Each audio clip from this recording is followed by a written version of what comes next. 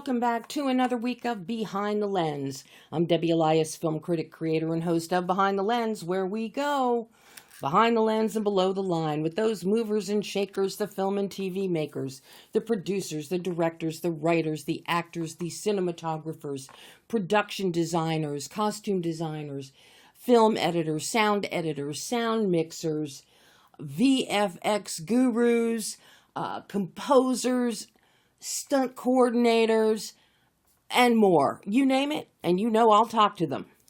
It's an interesting movie mix for you today, as you're going to hear from director Duncan Skiles talking about his new film, Neighborhood Watch, while director LORCAN Finnegan discusses his latest film, The Surfer. Both films are as different as night and day, showcasing storytelling creativity and some incredible and indelible performances, most notably from Nic Cage in The Surfer. I'll tell you right now, this is one of my fave films of 2025. And definitely one of Cage's best performances. He just gets better and better with age, let me tell you. But first up, we're going to talk about Neighborhood Watch. I like this movie. I really like this movie. It's the story of Simon, who is beautifully played by Jack Quaid, a young man grappling with mental illness, who becomes convinced that he has witnessed an abduction of a young woman. When he reports it to the police, and they refuse to believe him, he reluctantly seeks the help of his neighbor Ed, who is played by one of our heartthrobs, Jeffrey Dean Morgan, a jaded, retired security guard with his own troubled past. And he's not happy that he's retired. So that makes him grumpy from the start, which is very key in the relationship dynamic of these neighbors. As the unlikely duo delves deeper into the mystery, their pursuit of the truth forces them to confront not only the dark secrets surrounding the disappearance, but also the unspoken wounds that haunt both of them. Both men are wounded, both are flawed, and we see them at different points in their lives and how they really, a developing friendship helps heal each of them, in a manner of speaking. It's like turning the pages of Hardy Boy's book or a Nancy Drew mystery. I love it. We don't see enough mysteries. At its core, this is a mystery that has some great characters, some super sleuths, everyday run-of-the-mill super sleuths who are going to solve this mystery. Directed by Duncan Skiles, who you may know best for directing The Clove Hitch Killer, Neighborhood Watch rises and falls on the compelling mystery plot, and the performances by Jeffrey Dean Morgan as Ed and Jack Quaid as Simon. As you'll hear from Duncan in this pre-recorded exclusive interview, he was drawn to writer Sean Farley's script for its unique and heartwarming dynamic between Ed and Simon. Duncan found it sweet, bittersweet, not overly sentimental. The script had a mix of elements, thrills, mystery, and comedy, which appealed to him and which he brings to life with a naturalistic look and feel thanks to cinematographer Luke McObray. After Clove Hitch Killer, Duncan was looking for something lighter, and the script was an easy read where he found himself rooting for the characters and wanting to spend time with them. The script's ability to create characters he cared about was the key factor that made him want to direct Neighborhood Watch. It took Duncan over a year to cast this film. It was shot on 18 days on a very tight budget, and it showcased Birmingham, Alabama's suburban locations, which played into the naturalism of the story that's unfolding. The editing process was very detailed, which you're going to hear Duncan go into discuss at length. So it was detailed, it was lengthy, and it focused on maintaining tension and humor, which was not easy to achieve. Jojo Draven's score, which is melodic and synthetic, just enhanced the film's emotional depth. But what soars in Neighborhood Watch? The performances of Jeffrey Dean Morgan and Jack Quaid. Believable, resonant, and they make you care about Ed and Simon. You quickly become invested in these characters, particularly Simon, as he deals with his mental illness. As if the mystery story isn't enough, this is where Jack Quaid rivets you to the screen. His nuance and intensity when he has attacks, in quotes, will have you holding your breath, waiting to see if the attack will pass or intensify. And when this happens, Jeffrey Dean Morgan as Ed is our eyes and ears and heart. And his reaction is what we are feeling and seeing as we watch this. Building on that are some incredible visuals by cinematographer McCobrey that try to give image for us for what Simon is feeling. It's just wonderful work on all counts. A big contrast to Duncan's prior darker works. This marks a shift in his storytelling as he very successfully balances suspense with heartwarming themes. So take a listen as director Duncan Skiles and I break it all down for you as we discuss Neighborhood Watch. Duncan, yes. Neighborhood Watch. Talk about an endearing film. I'm watching this and watching this relationship between Ed and Simon develop and grow. The performances by Jeffrey Dean Morgan and Jack Quaid are fantastic. Their chemistry is amazing. But throughout it, the whole thing plays like I'm reading a Hardy Boys book. This is an honest-to-God mystery. Yeah. And we don't see too many things that are actually mysteries. And that's what this is, Duncan. And you play it out so well. Your cinematography, there's a naturalism to it. You've got great visual grammar that you and Luke developed for this one. The editing, it's paced beautifully. It lets us sit on some things as clues, as Simon and Ed come across clues. It is really an endearing and entertaining film. I thoroughly enjoyed this. Thank you so much. I'm really glad to hear that. Got to give credit to Sean Farley, who wrote the script and created those characters and pulled me in when I first read it. Yeah, what did you think when you first got this script and you took a look at it? Oh, I thought this is sweet. Mm-hmm. And yeah, I was drawn to the dynamic between Ed and Simon. I thought it was unique and heartwarming, and it had the right. It was bittersweet. You know, it wasn't like too sentimental. I felt like it earned the feeling at the end. Definitely earned the payoff with the final shot in the film. Definitely earned it. And yeah, it was just a script that had a lot of elements, like a little bit of thrills, a little bit of mystery, a little bit of comedy. It was very funny to me when I read it. And I was in the mood to do something lighter than my last film. Mm-hmm. And I'm just the type of filmmaker that I got to be really connected to the material in order to do it. And this was the first script that I had read after Clowfish that is just easy. It was an easy read. I was rooting for the characters. I wanted to spend time with them. And I'm glad that I did. You know, the chemistry between Jeff and Jack was a lucky accident. I mean, they're both, they know what they're doing. They're pros, so they can, but you can't. There's a certain level of chemistry that you can't fake. That's just it. And you needed that here. That's just it. And you needed that here with Ed and Simon. Yeah. You needed that extra bit of magic. How difficult was it casting this film to get Jeffrey and Jack? It took a while to get the main cast in place. It took over a year, but that was mostly because when we first started going out for financing, we decided to switch the role of Simon to a woman because we thought we would have a better chance of getting it made. And that didn't go anywhere for a long time. And then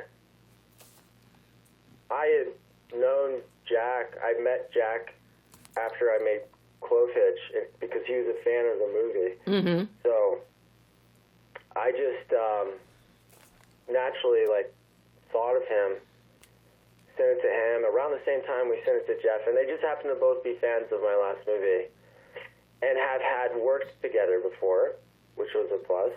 I think that helped pull things together, that they had a working relationship. Same with Mullen. I mean, the whole main cast is a reunion of some Watchmen, they were all free in Rampage. And then, of course, Jack and Jeff were in The Boys. So you really lucked out that the schedules aligned, because I know Jeffrey is always so busy. Yeah, he is. I feel super lucky to have got this cast at this budget level. You know. It was super tight. We shot it in 18 days, and we were coming up against a hard out with Thanksgiving. And on the other side of that was the SAG strike that was kind of delaying the start. So it was a little bit of a live wire act, but got everything we needed, and Jeff and Jack and Mullen were all game for the indie filmmaking, and along with the rest of the crew down in Birmingham, everybody just worked super hard to get everything that we needed. Watching the two of them, watching Jeff and Jack, is really something, and to watch how you have paced this out, to see their relationship, the relationship of Ed and Simon develop. You don't rush it. Both of them are wounded in some respect. Yeah. And Jeff, I mean, he's disgruntled. He lost his job. He can't let that go. He's dealing with a hearing loss that he doesn't want to admit to. And then we've got poor Simon, who is just trying to cope with his illness, with his mental illness, and is doing everything he can. He's got Dee Dee yelling at him, "You got to go get a job. I can't pay for everything." Limited in what he can do. Yeah. So to see these two wounded guys, and Ed is so off-putting, and don't bother me. But something clicks in him. And it's like, oh, well, yeah, I can still kind of be a guard police officer. So, yeah, I think I'll help the kid. And it just starts going. And lots of hurdles, relationship hurdles that they go through. But by the time you start the third act, the two of them are so connected and on the same page. It is, the third act sails by. It sails by. I couldn't believe the film ended when it was over. I wanted more of these two. Oh, yeah, me too. I would love to do more with them. Yeah, crime-fighting team. They're a wonderful crime-fighting team. Yeah. Now, Duncan, when you read the script and you decided, I'm going to do this, did you start visualizing the film so that when you and Luke got together, and I know Luke was your DP on Clovehitch, you were able to sit down and start developing a visual grammar for this? Because your visual tonal bandwidth is very important here. It mirrors your emotional bandwidth. It's not contrasting. They're running concurrently. They're overlapping each other as one. And I like seeing that in a story like this. So I'm curious about when you started visualizing this and then sitting down with Luke and coming up with the visual grammar to deliver what we have. Yeah, the main concept was playing things kind of straightforward visually, which I took really far in my last movie, and I don't know, I just kind of, like, the movies that really affect me, they don't go out of their way to be flashy. You know, we looked at Midnight Run, as a reference, and that was by Martin Brest, and I just thought it was very solid. It was like style in service of the story. So we try to keep it simple in terms of coverage and where we put the camera, and like you said, let certain things play out. And then when Simon is having an episode, it goes more stylized. It goes very close to Jack, and it goes to wide-angle lenses, and the whole approach becomes like more subjective. Mm-hmm. And so those were the two modes. But in terms of like perspective in a normal mode, it's really like it's a dual protagonist story. Yeah. So that was kind of how we shot it, is like both of the characters have equal perspective and equal weight, and we just treat them like, I mean, I just didn't want anything to be distracting from their story. Mm-hmm. And that was kind of it. That was what led my intuition. And then of course I like naturalism. I like a certain feeling of coziness. Mm-hmm.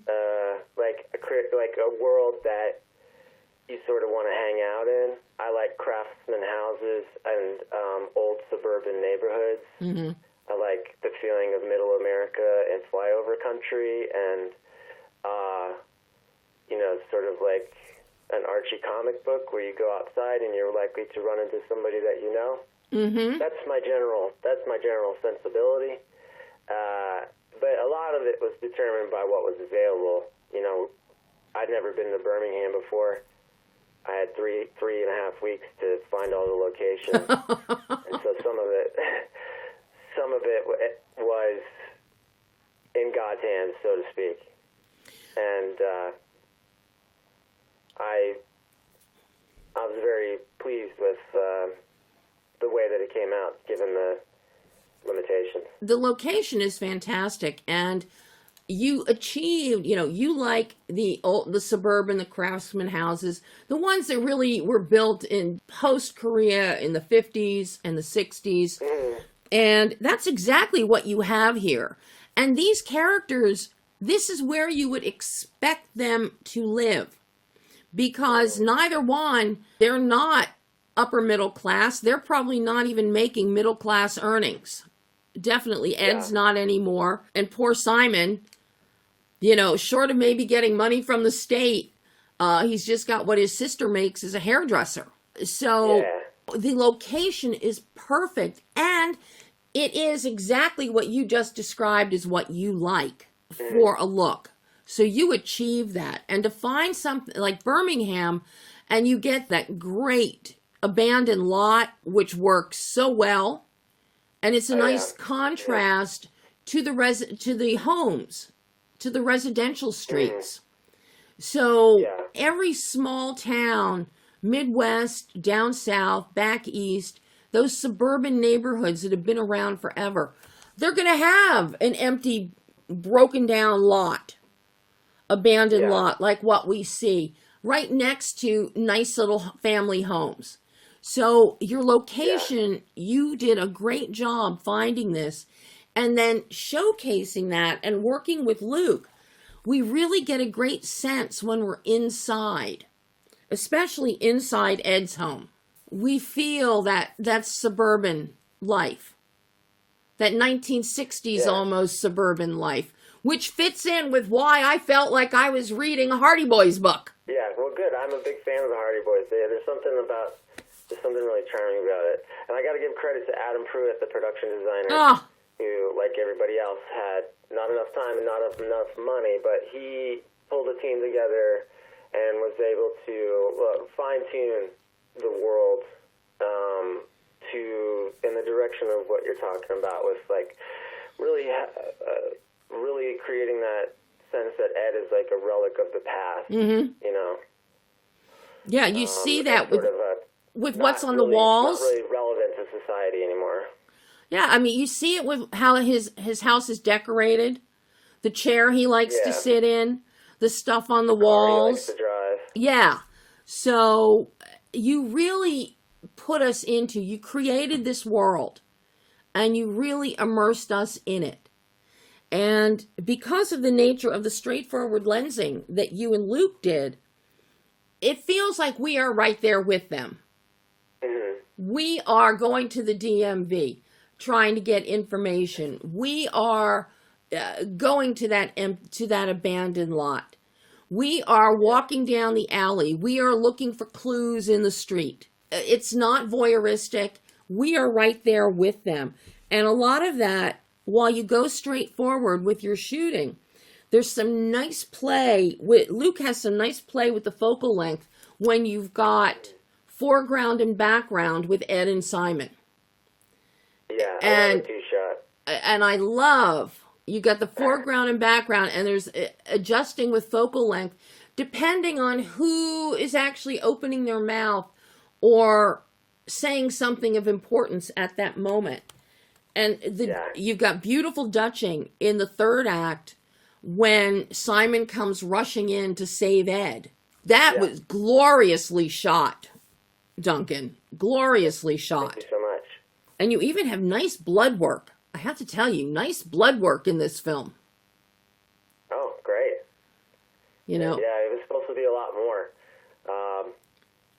But I think it's a good amount, and I'm glad it looks good on screen. Thank you so much. The color of it is great, and the amount is great. When you look at where the injuries are coming from,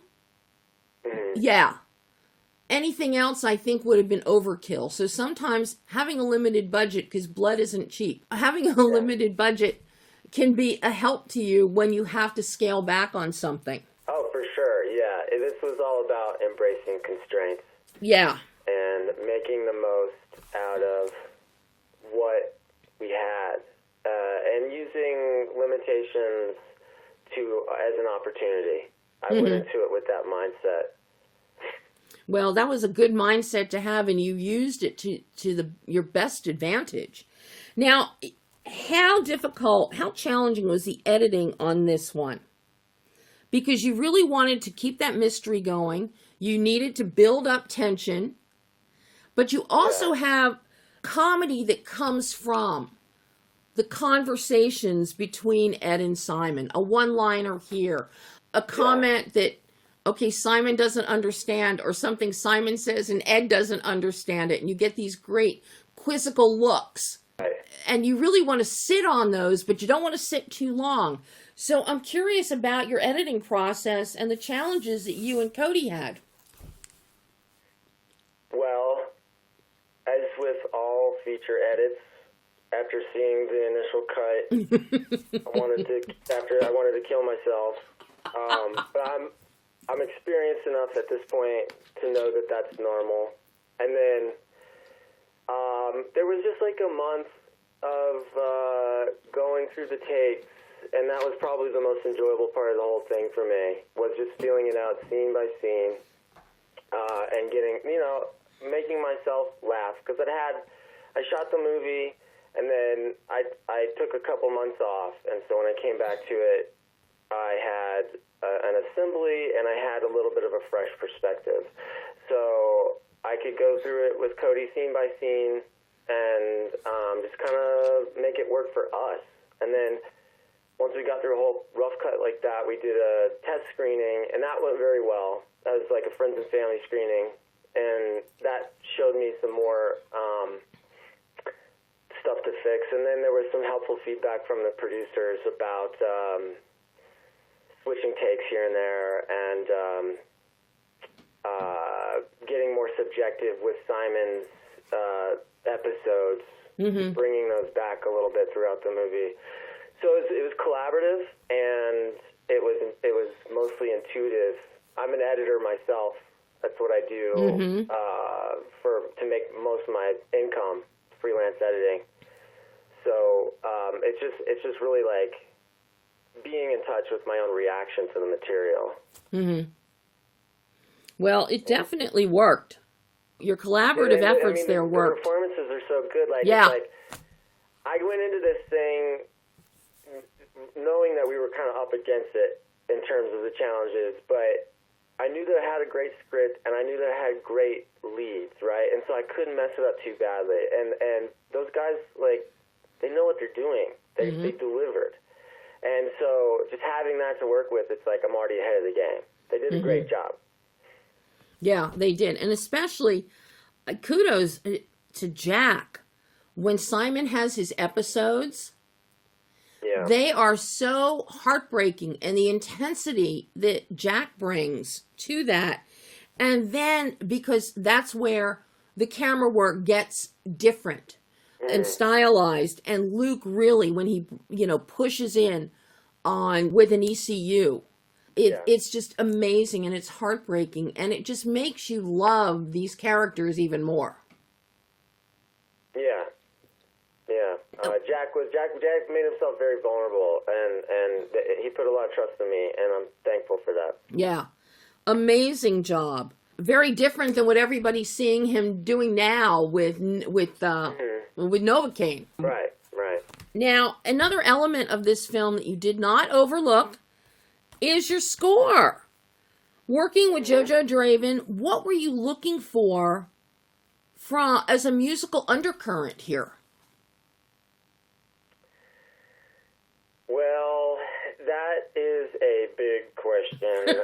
I was looking for something that kind of started off, I wanted something very melodic and memorable, and something that kind of started off analog and slowly morphed into something that felt more synthetic by the end.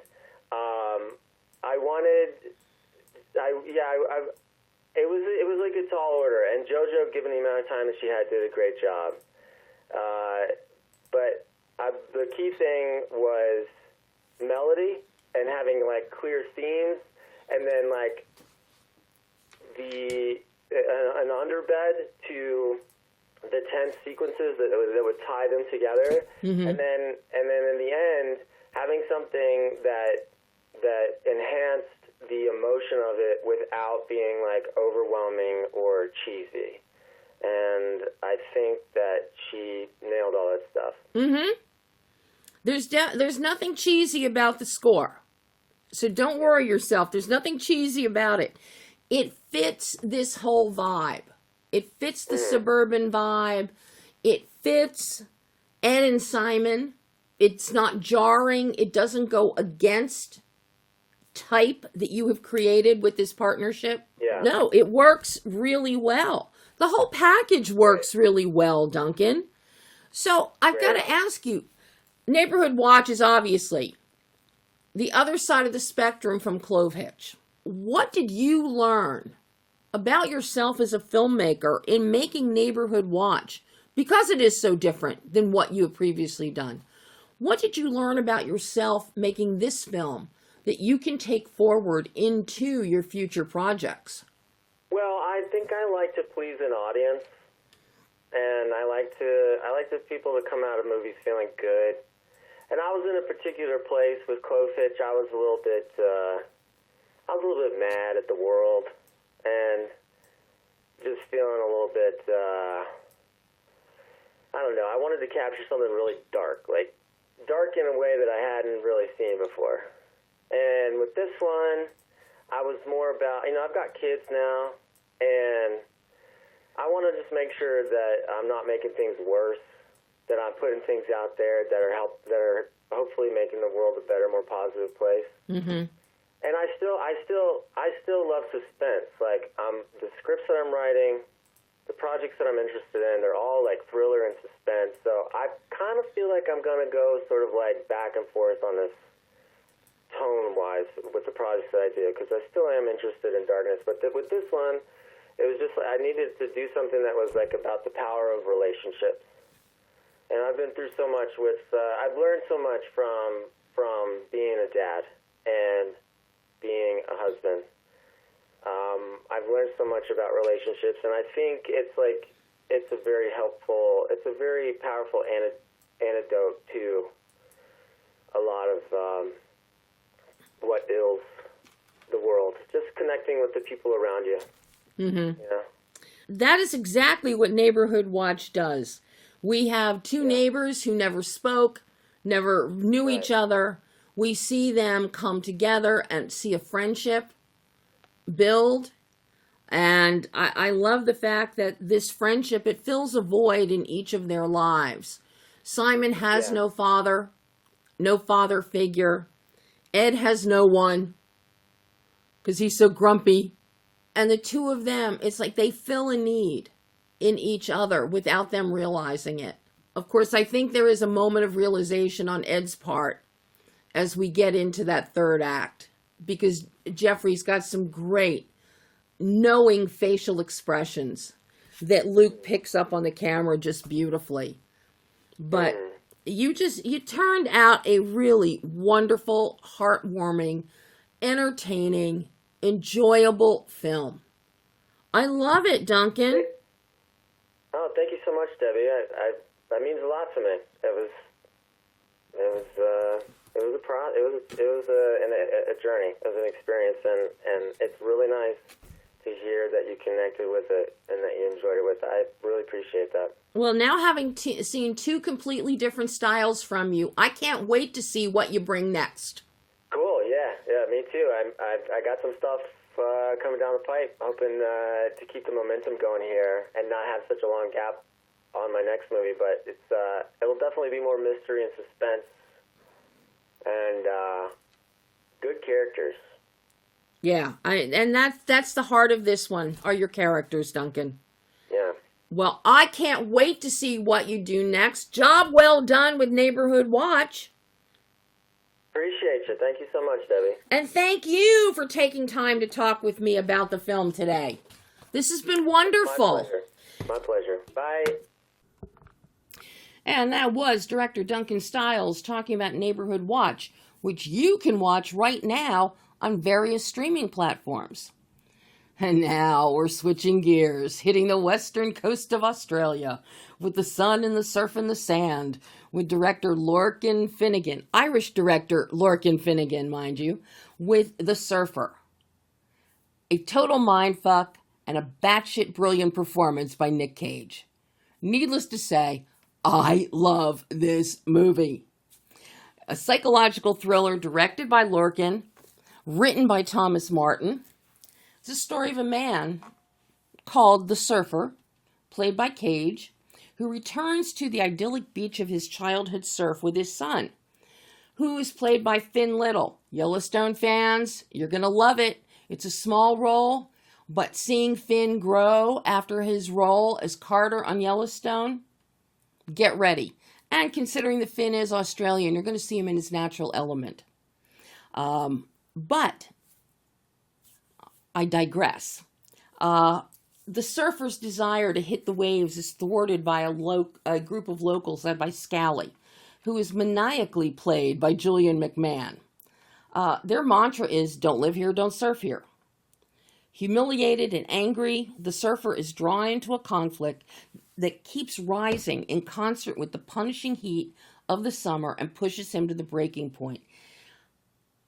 That's so key in that we see, any of you who have been out there in really hot heat and you look down at the pavement or you look off in the distance, you can see heat rising from the ground, particularly on asphalt, highways or your driveway, even more so than concrete. And that is what we get here. That rising heat is visual and palpable to us, and it equates to the rising heat and anger within Cage's character of the surfer. Cage is absolutely brilliant. No one but him could pull off this role. There is nobody who could do this but for Nic Cage. The film overall, it is an unforgettable, visceral, and visual performance and film.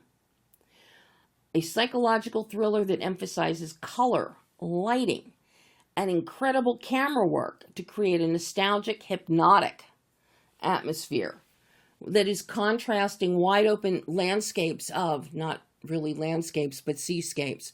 Because this whole film takes place on the beach and this one parking lot.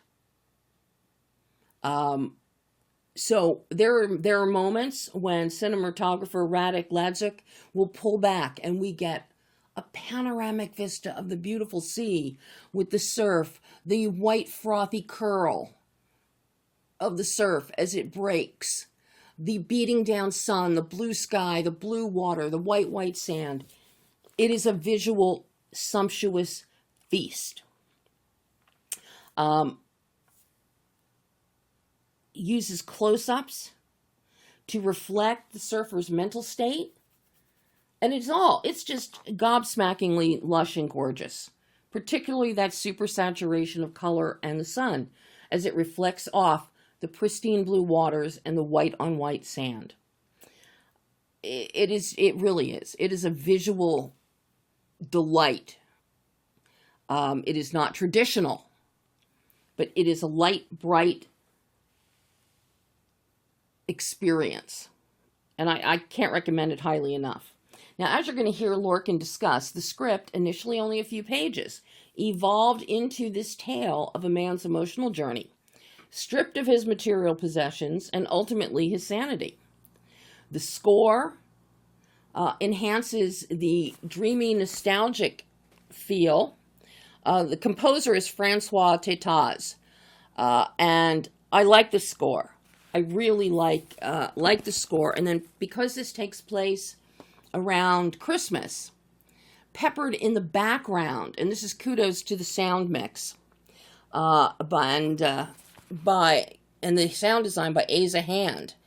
You hear Christmas carols peppered very faintly in the background, and they appear at some really interesting moments. So keep your ears perked for that when you see the movie. Lorcan collaborated very closely with cinematographer Radek Ladzik, whose work you may know from The Babadook, another film from Down Under. Editor is Tony Cranston, and of course, sound designer Asa Hand. But you put all that together to achieve the film's unique visual and auditory experience. Sound and picture go hand in hand here. Hand in hand. Don't need dialogue. There's dialogue, but you don't need it. It is the sound, such as the sound of a kookaburra, which has that every kid learns at some point in elementary school. Kookaburra sits in the old gum tree. Laugh, kookaburra, laugh. And that's exactly what we experience here at certain moments with things that are happening to the surfer. We'll see and hear a kookaburra laugh. It's just so much fun. The story is told from a subjective point of view, which allows us, the audience, to experience the surfer's mental descent alongside him. From a directorial standpoint, Lorcan was also attracted to the challenge of telling a story that takes place just over a few days in a single location, while creating this intense, trippy experience that mirrors the character's internal psychological state. And this also continues in the tradition of Australian New Wave cinema. So take a listen as Lorcan breaks down the surfer from Cage to story to casting to cinematographer to editing to sound to score, and even the appearance and importance of native snakes and that kookaburra. Hi, Lorcan. Hi, how are you? Very thrilled to be speaking with you about the surfer. This is a weird and wonderful mindfuck, to be blunt. It is fantastic. It is visceral. It is an unforgettable, visceral and visual experience. Nobody but Nic Cage could have pulled off this role. And what you have done Your visuals and your sound tell so much of this tale. You don't even need dialogue. You could just watch this with no dialogue and understand what's going on. And that is a testament to you as a storyteller. Oh, thanks. What was it when you were talking with Thomas Martin about this story and you got this script? What jumped out at you that made you want to tell this story, and how you thought you could elevate it for the big screen? Yeah, I mean, the script was, this project started as a couple of pages, and then it kind of grew from there, with Tom writing an outline for us that he sent me, and I thought it was great, really interesting. But I think what drew me to it just like instantly was that it's about a man who sort of has everything together and at a certain point in his life. He has money, he has a fancy car, but his personal life and his relationships are falling apart. But instead of him trying to deal with that, he thinks that if he buys back his family home, he will, that will fix, like, the materialistic goal will fix all of his emotional problems. But instead what happens is he ends up being stripped of everything slowly across a few days. First of all the kind of physical things, his phone, his wallet, his shoes, his car, and then like his dignity, his mind in this Australian heat, and so to me it felt like a Jungian journey, this strange kind of story that takes place over only a few days in a single location. Even though the location's quite big, it's a couple of miles probably of the beach and the car park and everything. But all of that just really appealed to me because it's challenging, and I wanted to tell it then through this very subjective point of view, like the audience going on this journey with Cage's character and experiencing everything that he experienced. So if you find yourself going, this is intense and trippy, I don't know what's going on, that's because that's what he's happening inside his mind. So all of those elements were very attractive, and the opportunity for an adventure to go off to Australia and make a film. Because both Tom and I kind of love new wave Australian cinema and wanted to continue that tradition of, Walkabout was directed by a British director, Nick Cage. Ted Ketchup is a Canadian who did Wake and Fright. So we thought we could be outsiders coming to Australia to make a very Australian film as well. Okay, well, now tell me the truth, Lorcan. The number one reason was so you could go to the Australian Western Coast. Above everything else, the trip to Australia, that was it. Yeah. And this is one of the great things that you do here, and this is where your visual grammar is so important. Number one, you have one location, which is brilliant. The way you have parsed it out throughout the film into visual segments almost.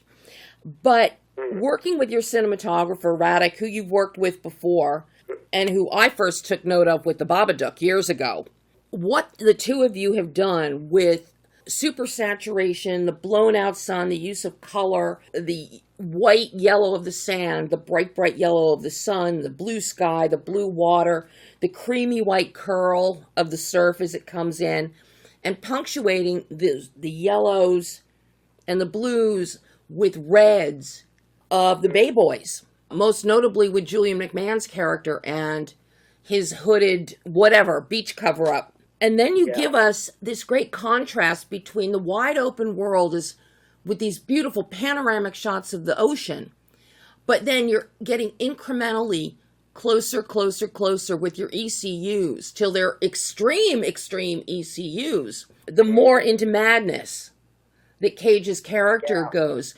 That contrast is absolutely brilliant. What led you and Radek to go that route with that grammar? Yeah, I think the initial approach was through the character's understanding of the world that he's in. So, like, when he arrives back in this place, it's somewhere that he left as a child, and he's coming back in his 50s. So he looks at it from a very nostalgic point of view. Mm-hmm. So nostalgia is going to play a role in it, and that the place has this sort of hold on him, that it has to be beautiful and hypnotic and enticing, and almost put him into a trance, like it's just drawing him forth.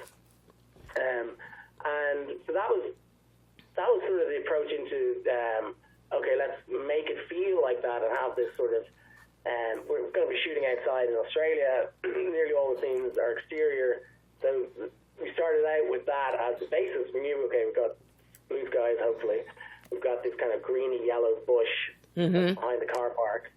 We've got this turquoise water that's very evocative of memory and dreams, and then you've got this like white sand, and Nick, I put him in a sandy suit so that he's kind of connected to the beach, and then you've got this weird sort of biblical element to the story as well that is happening across Christmas, and the themes of sort of rebirth and Julian McMahon's character is almost like a prophet, so you dressed him in red because very early depictions of Jesus wearing a red robe, which is like royalty, but he's like an ambiguous character, so he's like, is he a savior or is he the devil? So there's those elements, and when he's trying to offer Nick food in the car park, it's like 40 days and 40 nights in the desert. So there's those aspects that were informing some of the color choices, but then also because it was across the story, it was going to get hotter and hotter and hotter, and he becomes completely delirious from sunstroke and dehydration. So the color, like I worked on a sort of a color book at the beginning of the film, assigning color values to various emotional things that probably nobody ever looks at. But to me, it was like having this yellow surfboard, connecting to ends up being put in above the tiki hut, connecting him to his father.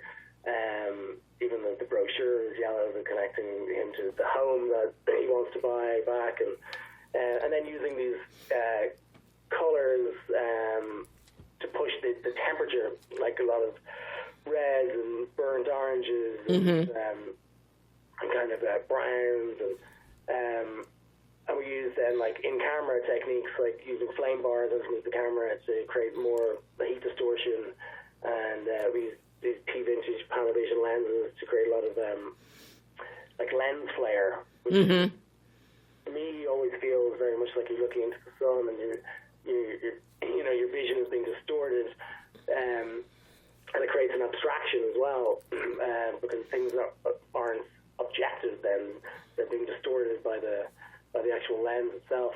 And then these kind of super close-ups and zooms is sort of a way of getting right into the character's mind, because your eyes can't zoom, they can only sort of dolly and jib and track. But zooming always, to me, always feels like you're getting sucked into something. It's bigger and bigger, more intense. It's like a nightmare when you're like a child, things get too heavy for you. But then to contrast that with the space was interesting to me. I also wanted to use, like, obviously there's all this sort of themes around masculinity in the film. I wanted to use Nick's face and Julian's face almost as like male landscapes. So I asked them both to grow out their ear hair and their eyebrows and nasal hair and everything, so that we could really get in there and see, what a man's face looks like after, if they're not groomed, with all their hair coming out of their lips and ears and everything. So yeah, I mean, and all of those, ideas kind of, they're probably subtle throughout the film, but they create an atmosphere they play into the visual language of the film, where all the themes then sort of percolate under the surface. Well, I have to say, I've never seen Julian look this quote unquote unkempt before. And also the whole red idea and the hood and all, while there is a biblical intonations there, it also made me think of one of his great characters from Charmed when he played Balthazar, the head demon, which was all red and black, versus his attorney, Cole. So to see that immediately drew me into the ambiguity of Scally as a character. And I thought that was fantastic. Fantastic. Yeah, Julian plays him very well as well. Oh. You know? He is ambiguous. Like, is he helping him or is he manipulating him, you know? Well, and then you bring in your editor, Tony Cranston, who you worked with on all of your prior films. I love the rapidity, the pace that you come up with, the montages of insanity and declension into insanity within the mind, and the drug-induced episodes as well. Yeah. But then you give us some relief that I found very entertaining with transitional shots with nature, with the snake slithering, with the kookaburra, which I thought was hilarious because it's almost like he's laughing at what's happening. How challenging was this edit? Because then you also have your sound on top of that. So you've got Francois's great score, but then you have impeccable sound mixed in that matches your visuals with waves and wind. And all of this plays into the psychological terror and tension that's building. So I'm curious about the challenges you and Tony faced. Yeah, I mean, it was actually really enjoyable because we actually had quite a tight post schedule, even though we had enough weeks, but we just didn't have any days off if we were to try and hit the Cannes deadline. So I think we only took a couple of days off at Christmas and then 1 or 2 Sundays or something. But that allowed us to just really get into it, and we got like a good edit quite early on, and then we were discovering that like the more we played with it, the better it was. And I mean, we were both inspired by Nick Rogue's editing style in all the songs really, and Tony, I think maybe it was Don't Look Now, I think inspired Tony to become an editor in the first place. So we always knew we wanted it to be a certain type of thing, and there was some stuff that we were shooting during the production that wasn't in the script necessarily, but it was sort of images that I knew I would use somewhere. I wasn't even sure yet where I'd use them, but I had some intuition that I needed shots of like his father's hand and this boy running on the beach and a figure in the water and Nick in the water, and like this kind of trying to link his past with his father and his future as well simultaneously in a kind of way that makes sense if you're in a dream. Mm-hmm. When you wake up at times and make sense of it all, you're like, oh, but hang on. So we enjoy playing with those elements and where to put them exactly and how to give the audience a feeling that Nick's somehow like dividing as a person throughout the film. And then I've worked with Asa Hand, the sound designer, on my first film, and we had a really good collaboration, but I hadn't had a chance to work with him again until this film. And he's great, he loved the scripts, and he had ideas based off the script, and started gathering wave sounds and animal sounds. And we actually used a lot of the actors when we were doing our ADR sessions. Uh-huh. We got the actors to make animal sounds, bird sounds, and calls, and I did some, and Asa did some as well. So sometimes the birds and animals that are part of the sound design are actual men. Try and get that underlying kind of weirdness penetrating, throughout the film. And then Francois's score, we had it was really challenging actually to find the right music for the film, because it didn't want it to be some sort of cliche music that would appear in, a thriller or whatever, and didn't want it to be overly Australian, but reminiscent of old Australian films in some way. But again, that was the way we found that music was through Nic's character's psyche, in a way, that it was like him returning to this place and having this nostalgic feeling about it. So we discovered dropping a bit of Martin Denny, which we kind of gathered a playlist of different music as we were from script all the way to production. And actually, Francois came down to the set while we were filming there, and he knew the beach from his own childhood. Oh. Australian. Not that many Australians have even been to Western Australia, but he had been to this beach. And when he came for one of the night shoots, he saw that there was like apartments or houses in the cliff top that had, I think it's the scene where Nic was still wearing a suit and he goes down, he's like looking to get his board back at night and ends up in a fight with one of the guys. But in the background, there's a couple of houses up on the hill. Mm-hmm. Francois took a sketch of their positions, and that ended up forming part of the melody for the theme of the film. So, which I thought was really interesting. But there's some part of the musical exploration, anyway, was Exotica seemed to just click in our minds. Like Martin Denny invented this music called Exotica, which is created a sort of fake holiday vibe, like for people to feel like they were in Hawaii. It's evocative of being somewhere exotic, but not using any like indigenous instrumentation. It was all kind of made up, and the guys in the band used their voices themselves, like to make bird calls and all sorts of weird stuff like that. So once we discovered that there was something interesting there, that like it was almost like Nic's mind had this dreamy, nostalgic kind of music that made him feel like his childhood.